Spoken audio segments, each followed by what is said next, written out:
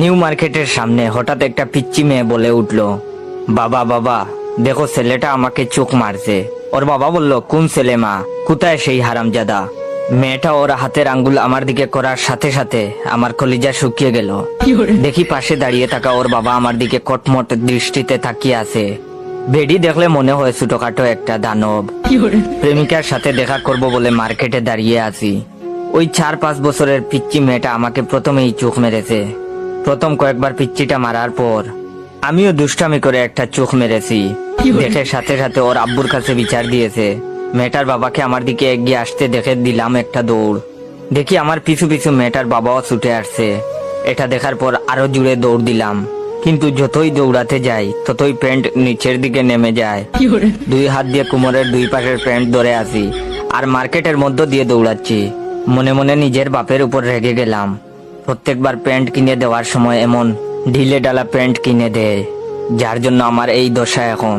দৌড়াতে গিয়ে যদি প্যান্ট খুলে যায় তাহলে ইজ্জতের ফালুদা হয়ে যাবে। হঠাৎ বাসার লুঙ্গিটাকে খুব মিস করতে লাগলাম। লুঙ্গি পরে দৌড়ানোর মজাই আলাদা, বাতাসের প্রবাহ খুব কাজে দেয়। হঠাৎ সামনে প্রেমিকাকে দেখে কলিজা আরো শুকিয়ে গেল। আমাকে দৌড়াতে দেখে ও টাইটানিক সিনেমার মতো 2 হাত মেলে দাঁড়িয়ে রইল। আমার প্রেমিকা অভিনয় শিখবে বলে কয়েকদিন আগে একটা কোচিংয়ে ভর্তি হয়েছে। কোচিং করার পর থেকে আমার সাথে এমন ভাবে কথা বলে যে বুঝতেই পারি না ও আমার প্রেমিকা না, ছবির নায়িকা। ওর কাছে পৌঁছেই বললাম, চলো এখান থেকে পালাই, না হলে মায়ের একটাও মাটিতে পড়বে না।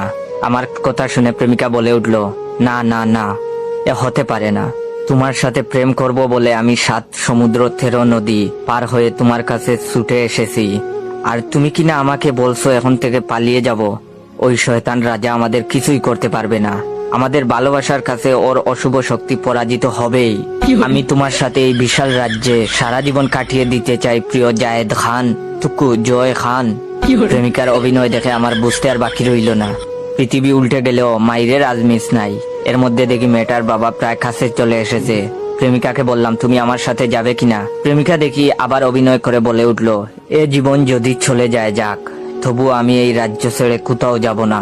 আমি বললাম, থাকো তুমি তোমার রাজ্য নিয়ে, আমি পালালাম। নিজে বাঁচলে বাপের নাম। যেই দৌড় দিতে যাব ঠিক তখনই প্রেমিকা আমার শার্ট টেনে ধরে বলল, যেতে চাইলে যেতে দিব না, না না না, যেতে দিব না।